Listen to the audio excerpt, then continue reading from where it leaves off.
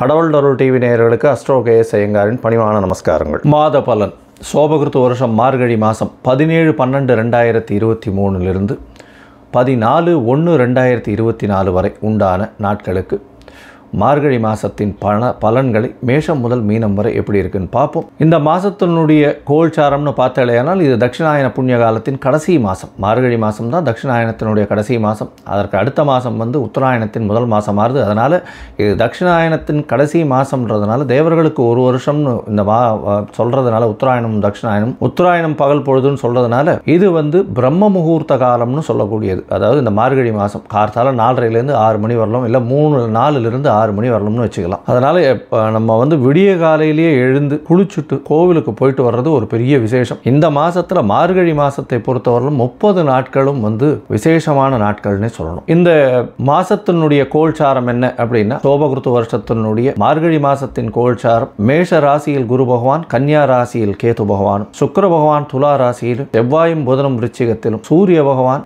தனுசு ராசியிலையும், மகரத்தில் சனி பகவான், ராகு பகவான் மீனத்தில் இருக்கு. இந்த மாதத்தில் வரக்கூடிய பயிற்சிகள் அப்படின்னு பார்த்தாலேயானால் சனி பயிற்சி 20/12/2023, அதாவது மார்கழி 4ஆம் தேதியே சனி பயிற்சி 2.5 வருஷத்துக்கு ஒரு தரம் மாறக்கூடிய மிகவும் ஸ்லோவாக போகக்கூடிய ஒரு ராசியிலிருந்து அடுத்த ராசிக்கு 2.5லேருந்து 3 வருஷம் எடுக்கக்கூடிய கிரகம். சனி பயிற்சி ஒரு பெரிய மாற்றத்தை எல்லா ராசிக்காரர்களுக்கும் ஏற்படுத்தும். சனி பயிற்சி பலன்கள்னு தனியாக போட்டிருக்கேன், அதை பாருங்க. இந்த மாதத்தில் பார்த்தீங்கன்னா சுக்கிர பகவான் துலா ராசியிலிருந்து விருச்சிக ராசிக்கு போகிறார். அது 25ஆம் தேதி அன்னைக்கு போகிறார். 25ஆம் தேதி 25/12/2023 அன்னைக்கு மாறுறார். 27ஆம் தேதி 27/12/2023 அன்னைக்கு செவ்வாயும் புதனும் தனுசு ராசிக்கு போகிறார். இந்த மாதத்தில் வரக்கூடிய பெரிய மாற்றம்னு சொல்லக்கூடிய சனி பயிற்சி. சரி, இந்த மாதத்தில் வரக்கூடிய விசேஷ தினங்கள் என்னன்றதை பார்ப்போம். விசேஷ தினம் அப்படின்னா 30 நாட்களும் சூடி கொடுத்த சுடர்குடியாள் அப்படின்னு சொல்லக்கூடிய ஆண்டாளின் 30 நாட்களும் திருப்பாவை பெரிய விசேஷம். மாதங்களில் மார்கழி அப்படின்னு சொல்லக்கூடிய கண்ணபிரானுடைய மாதம்ன்றது சொல்கிறோம். அது தவிர பார்த்தாலேயானால் இந்த மாதத்தில் மிகப்பெரிய ஏற்றம் 23/12/2023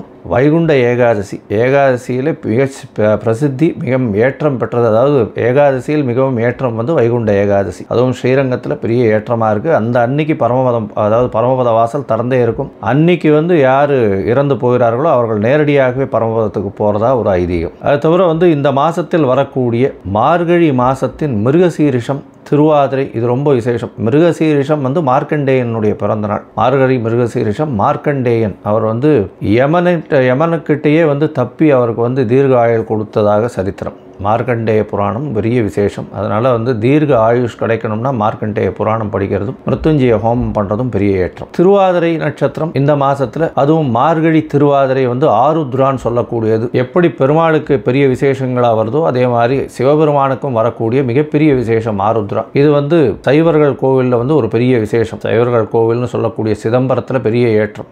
அதனால் ஆருத்ரா தரிசனம் பெரிய ஏற்றம். அது தவிர ஆருத்ராவில் விரதம் இருக்கிறது பெரிய ஏற்றம். ஆருத்ரா களி பெரிய ஏற்றம். இதை தவிர மார்கழி மூலம் அப்படின்றது ஆஞ்சநேயர் ஜெயந்தி, அனுமானை வழிபடக்கூடிய ஒரு பெரிய நாள், அவருடைய பிறந்த நாளாக சொல்லப்படுறது.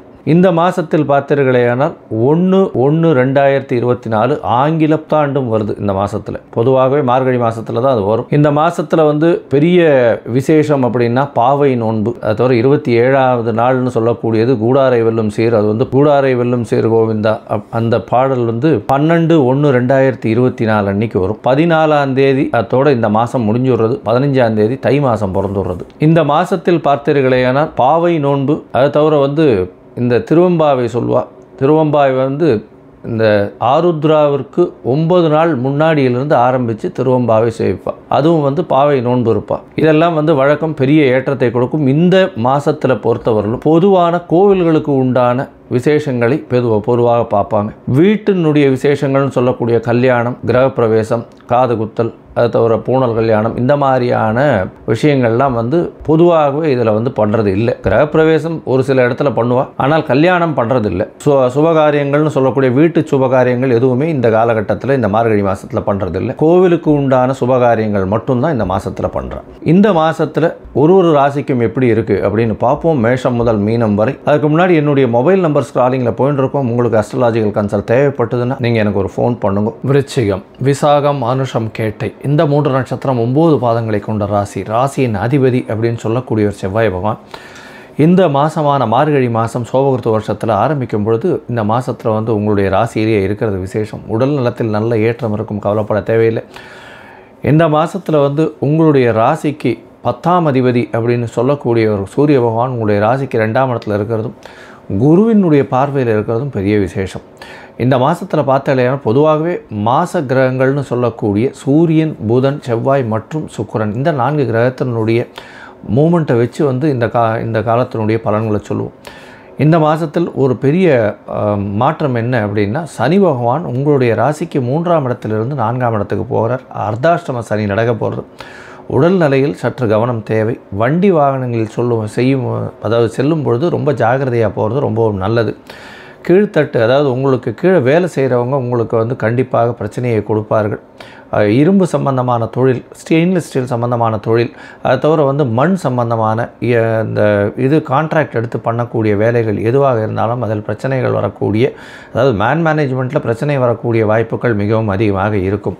உடல்நிலையில் சற்று கவனம் தேவை. ஏன்னா 4ஆம் இடத்துல இருக்கக்கூடிய சனி பகவான் உங்களை வந்து 10ஆம் பார்வையில் உங்கள் ராசியை பார்க்கறதுனால கண்டிப்பாக சனி பார்க்கும்பொழுது உடல் நலத்தில் சற்று கவனமாக இருக்கிறது ரொம்பவும் நல்லது.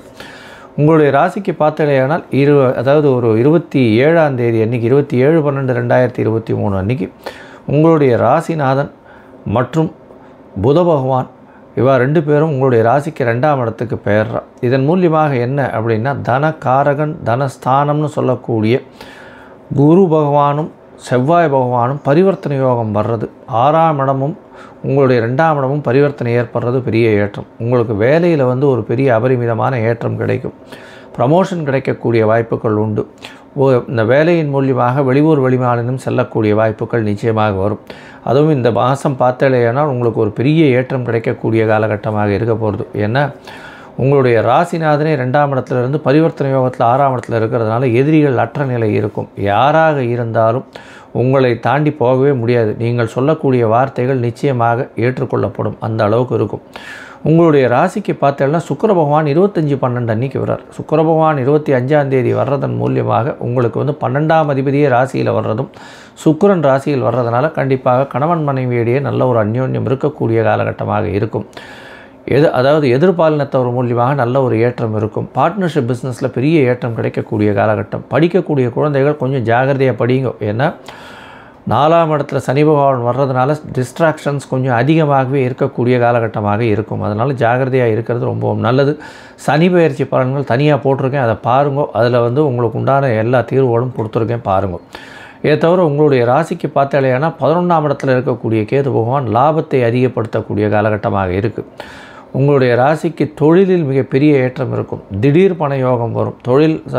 அதாவது தொழில் ஸ்தான அதிபதினு சொல்லக்கூடிய 10ஆம் அதிபதி உங்களுடைய ராசிக்கு 2ஆம் இடத்துல உட்காந்து ராசிநாதனோடு சேர்ந்து உட்காந்துருக்கார். பரிவர்த்தனை யோகத்தில் ராசிநாதன் ஆட்சி பெற்று போகிறதுனால தனஸ்தானாதிபதியை பார்க்குறது பெரிய ஏற்றம். பண வரவுக்கு பஞ்சம் இருக்காது. எந்த இடத்துலேருந்தும் பணம் வந்து கொண்டே இருக்கும், கவலைப்பட தேவையில்லை. கொஞ்சம் அதாவது வெளியூர் வெளிமாநிலம் வெளிநாடு சுற்றுப்பயணம் அதிகமாக மேற்கொள்ள வேண்டிய காலகட்டாயமாக இருக்கும். உடல் நலத்தில் சற்று கவனம் தேவை. எதிர்பாலினத்தவர் மூலியமாக நல்ல ஒரு ஏற்றம் கிடைக்கும். தந்தையின் உடலில் சற்று கவனம் தேவை. ஏன்னா 9ஆம் அதிபதி அப்படின்னு சொல்லக்கூடியவர் சந்திர பகவான். அதனால் வந்து உடல்நிலையில் சற்று கவனம் தேவையாக இருக்கணும். அதை தவிர வந்து தாயின் உடல்நிலையில் சற்று கவனமாக இருக்கிறது ரொம்பவும் நல்லது. ஏன்னா 4ஆம் இடத்துல சனி பகவான் இருக்கிறதுனால தாயின் உடல்நிலையில் சற்று பின்தங்கக்கூடிய வாய்ப்புகள் நிச்சயமாக உண்டு. உங்களுக்கு பார்த்தீங்கன்னா இளைய சகோதரர் மூலியமாக நல்ல ஒரு ஏற்றம் கிடைக்கக்கூடிய காலகட்டமாக இருக்கும். மூத்த சகோதரர் மூலியமாக சிறு சிறு பிரச்சனைகள் வரக்கூடிய வாய்ப்புகள் நிச்சயமாக உண்டு. இந்த மாதத்தில் பொதுவாகவே லாபம் அதிகமாக வரும். புதிய வேலை கிடைக்கக்கூடிய வாய்ப்பு உண்டு. அதுவும் வந்து இந்த ரசாயன சம்பந்தம், இந்த கல் மண் ஜல்லி இந்த மாதிரியான வியாபாரம் பண்ணுறவங்க, கான்ட்ராக்ட் தொழில் பண்ணுறவங்க, டாக்டராக இருக்கிறவங்க, ரத்தம் சம்பந்தமாக இருக்கிறவங்க, ரியல் எஸ்டேட் பண்ணுறவங்க, இவங்களுக்கெல்லாம் பெரிய ஏற்றம் கிடைக்கக்கூடிய காலகட்டமாக இருக்கும்.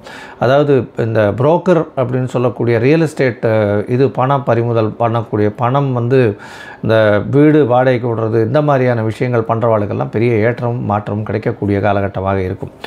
இந்த மாதத்தில் பார்த்தேன்னா நீங்கள் சில நாட்களை தவிர்ப்பது நல்லது. அது வந்து 26ஆம் தேதியிலிருந்து, அதாவது 26/12/2023 கார்த்தாலிருந்து 28/12/2023 வரையிலும் இந்த 2 நாட்களை தவிர்ப்பது ரொம்பவும் நல்லது. ஏன்னா இந்த காலகட்டம் சந்திராஷ்டம காலகட்டம்னு சொல்கிறோம்.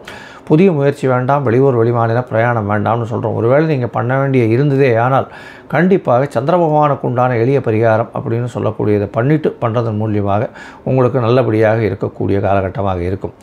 நீங்கள் இந்த மாதம் கண்டிப்பாக அருகில் இருக்கக்கூடிய இந்த பிரத்யங்கரா தேவி கோயிலுக்கு போயிட்டு வர்றதும், அதை தவிர இந்த செவ்வாடை தொண்டர்கள் அப்படின்னு சொல்லக்கூடிய மதுராந்தகம் தாண்டி இருக்கக்கூடிய அந்த அம்மன் கோவிலுக்கு போயிட்டு வர்றது பெரிய ஏற்றத்தையும் மாற்றத்தையும் உங்களுடைய வாழ்வில் நிச்சயமாக கொடுக்கும். கடவுள் அருள் டிவியை பார்த்தமைக்கு நன்றிகள். மேலும் இது போன்ற தகவல்களை தெரிந்து கொள்ள கடவுள் அருள் டிவியை சப்ஸ்கிரைப் செய்யுங்கள். மறக்காமல் பெல் ஐக்கானை கிளிக் செய்யுங்கள்.